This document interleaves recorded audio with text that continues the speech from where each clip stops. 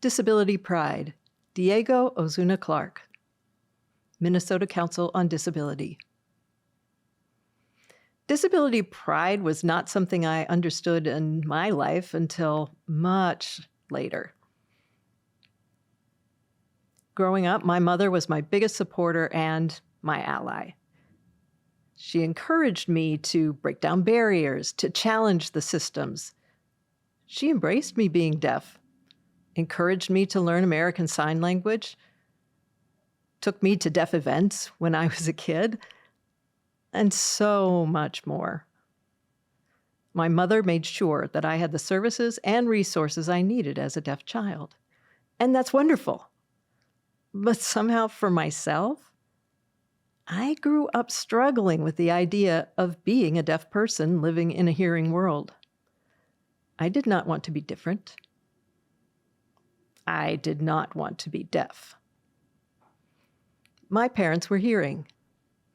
My uncles, aunts, cousins, my grandparents were all hearing. Everyone in my family was hearing, except for me.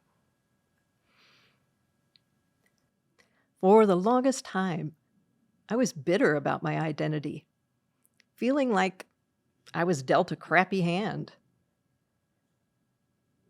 And it wasn't until college when I was willing to learn more about the deaf communities, cultures, and start to unpack my internal ableist and autist beliefs. But coming from that incredibly ableist thinking, I didn't want to be different because I felt I deserved better. Other people could listen to audiobooks while driving, while I had to read every single word on the physical page. My teammates could run miles and miles listening to their music, while I had to run the same miles with only the thoughts in my head. People could make a quick call to their bank to fix some confusion, while I have to go through a relay service with interpreters and explain what's happening to them, have them call the bank, and the whole process can be really awkward and annoying. It's the convenience of being hearing was what I wanted. And then around age 21, I realized I had to shift my attitude.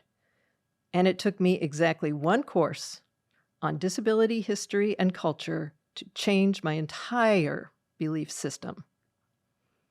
Looking back, my attitude was my biggest barrier in life. I let the systems tell me that I was not as good as others. It's the systems that I understand now are at fault, not us, not me. My attitude over time has shifted to affirming my identity as a deaf person, discovering the rich cultures, communities, and languages that exist within the deaf worlds, and learning about deaf gain. Deaf gain is a concept that deaf people are able to do some things better than hearing people. For example, we process images differently, faster. We have much stronger spatial awareness, understanding what's happening in our environment and how we relate to the spaces that we're in. And we're transnational, which means that we easily communicate across borders through gesture, which means we can travel anywhere in the world.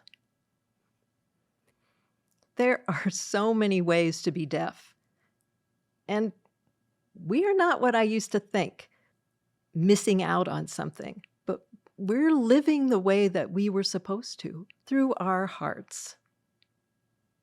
It is so important to learn the histories of how existing systems are established, how societal constructs cause harm, and how these systems do not want us to know about disability pride. Disability is still a taboo in many areas of the world. And even in the most affirming spaces, we still struggle to justify our existence.